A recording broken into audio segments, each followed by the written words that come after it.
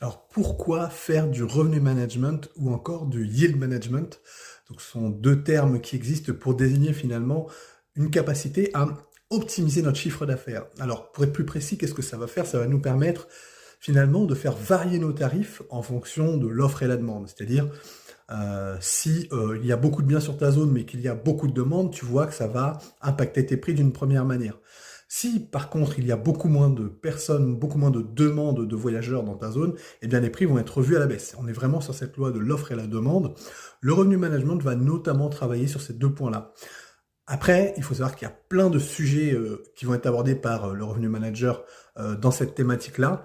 C'est une thématique qui est vraiment très complète, qui a pour but d'optimiser ton chiffre d'affaires, de le maximiser de telle manière à finalement avoir un chiffre d'affaires qui soit le plus lissé possible sur l'année et profiter un maximum, je dirais, des périodes fortes pour louer le plus cher possible.